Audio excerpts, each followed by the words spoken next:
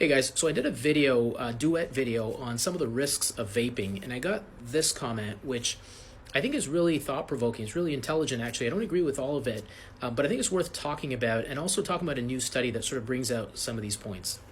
So the comment starts off with the line, "It's still better than smoking," and that's the part of the comment I don't actually agree with. I actually think that's true and hope that's true, but I don't agree with that being a certain statement that we can make today.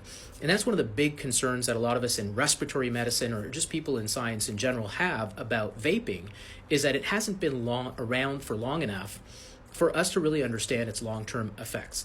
And if you think back, decades ago when big tobacco brought cigarettes out, one of the narratives was, if you use chewing tobacco, which was what was popular before cigarettes, you would get mouth cancer, tongue cancer, throat cancer. And so here's an alternative. You can smoke it instead, and you won't get all of those terrible cancers. So this was the same narrative that, smoking's better than chewing tobacco. And then fast forward 20, 30 years, and guess what?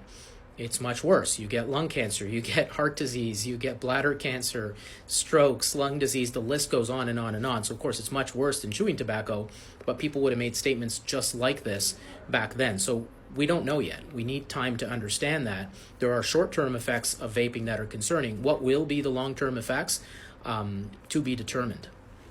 But then there's the rest of the comment that I think is really pertinent, and the point being that if someone is not already smoking, they should not start vaping.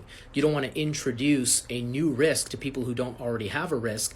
This is one of the other big concerns with vaping, is that it's not just being used by smokers to quit smoking cigarettes.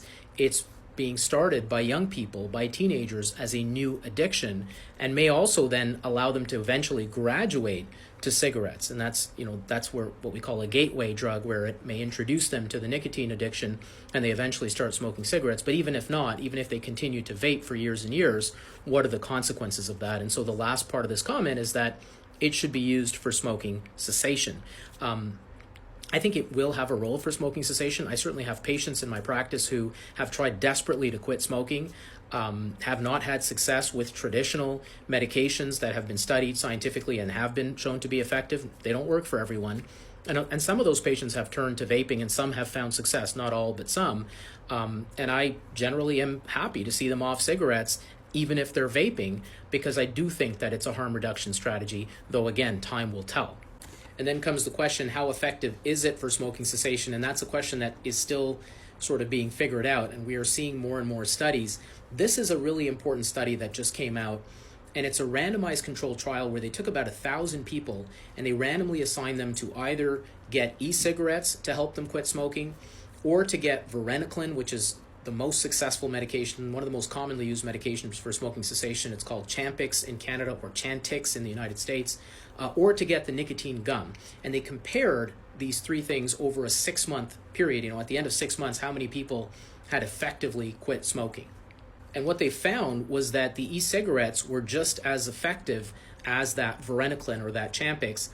And that was about 15% or so of people had successfully quit, and they had a very similar efficacy. They were more effective than the nicotine gum. And so here's some solid evidence that e-cigarettes can help people to quit, and probably, according to this study, similar efficacy to the drug that's most commonly prescribed for smoking cessation. So a really important result here. But one of the other things that comes out with this study is that at the end of that 6-month period, the folks who had used Champix or nicotine gum had stopped using it by then, whereas 64% of the people who were using e-cigarettes to help them quit were still using e-cigarettes. So what we learn from studies like this is that it's an effective tool to help people to quit smoking, but for many of those people, more than half, they will switch one addiction for another. They'll go from cigarettes to e-cigarettes. And so, again, we don't know the long-term effects, and so that raises a concern about, are we swapping for an addiction that may be just as bad or worse, but hopefully is less bad, thinking about harm reduction. But we certainly have to keep in mind that if you take Champix, you take your Champix and you effectively quit, and you're done after that. Whereas if you use e-cigarettes to quit, you will quit smoking, but a majority of people will continue to use those e-cigarettes, and maybe over time, hopefully be able to wean off, but at least at the 6-month mark, more than half will still be using e-cigarettes. So we still have lots to learn about the impact of e-cigarettes for smoking cessation, and of course about the long-term health impacts of vaping. But I think thoughtful comments like this are really good to sort of get this conversation going. And these are the kinds of debates and discussions we have as respiratory physicians, as scientists who are active in the area. There's still a lot to learn and a lot of unknown. So let's keep having this conversation. Please add your comments down below. Thank you.